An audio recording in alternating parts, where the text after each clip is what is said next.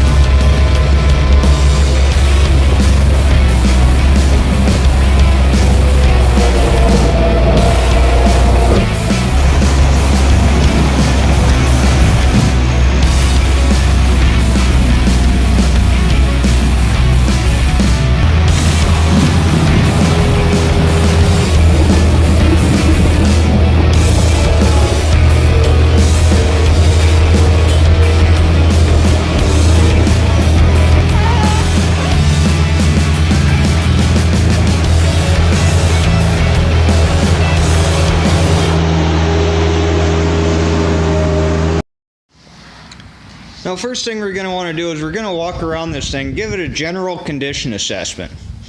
We're going to look at things like the tires. Do they have good tread on them? These particular tires, I probably wouldn't give any value to the tires, but I wouldn't deduct anything for them either. They've still got some usable life left. They are a bit worn, but they've still got some usable life left in them. They're not real bad shape. They're standard duty Bobcat tires. If it needs tires, you're going to want to take that into consideration on the price.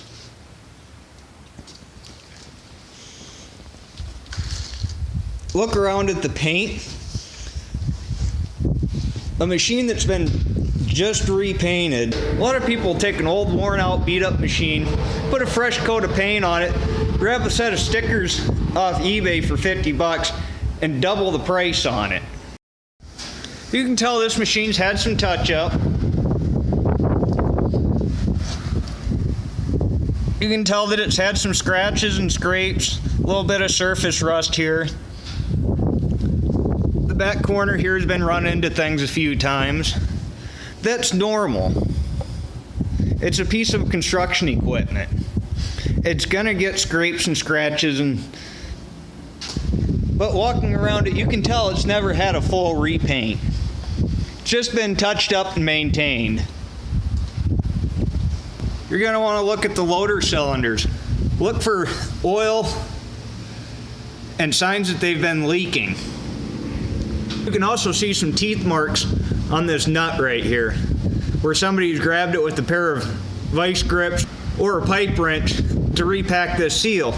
Now that's fine, that's something that may need to be done from time to time as normal operation. However, if you see that these seals have been redone before, but yet it's still leaking, that is a warning sign. Sometimes the cylinders can get bent or damaged or have other problems that you can't fix by resealing them. You have to replace the cylinder. So if you can tell that they've been repacked, especially if it looks like they've been repacked recently, but yet they're still leaking, plan on having to replace that cylinder. Next thing you're going to want to do is look at the loader arms and the welds and see if it's got any cracking or previous weld repairs. Now that in itself doesn't necessarily mean don't buy it, but it's definitely a tool to use when you're negotiating on your price, and I would definitely adjust the value for that. Also look at your quick attach.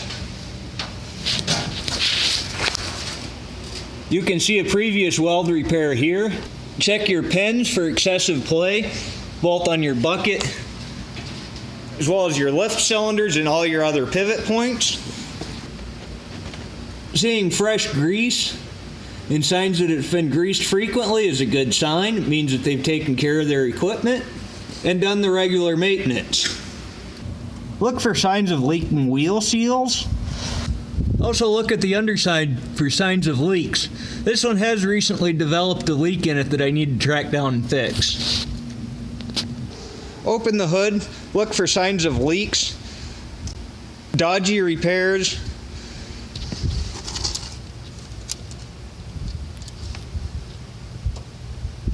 check all your fluids. Check and make sure that the engine is cold. A lot of times potential engine issues can be hidden by the seller warming up the engine before you get there. Things like worn rings, excessive blow-by, bad injectors can all seem fine once the engine's warm, but they're definitely show themselves on a cold start. So if the engine's warmed up, say, they had moved it to a different location before you came and looked at it, don't buy it then. You can look at it and be interested in it, but arrange a time to come back and look at it on a cold engine. If you get there and the engine's running, waiting for you to get there, be very suspicious. Come back again another time after you've tested the machine before you buy it. Check underneath the motor for signs of oil leaks. And also, too clean can be a warning sign as well. It can mean that they just power wash the thing up to sell it. And so you're going to look at this again after you test the machine, make sure that there's no fresh oil. You're going to want to check your hydraulic fluid oil level and make sure that it's full and clean. And then you're ready to start the machine. When you start it, it should start quickly and not haze blue smoke or anything like that. Check and make sure that your warning lights come on. And go out once the engine starts.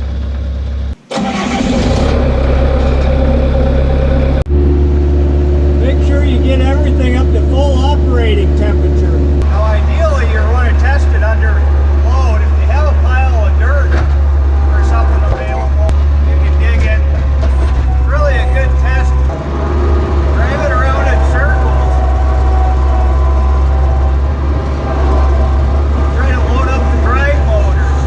You want to get everything good and warmed up. Drive motor issues typically don't show themselves until the oil gets warm. So you're going to want to run this thing for a while. Drive it around in circles. Dig in the dirt if you can.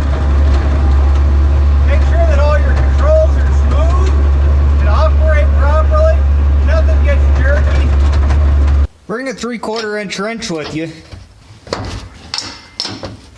so you can take these bolts loose and tip the cab up.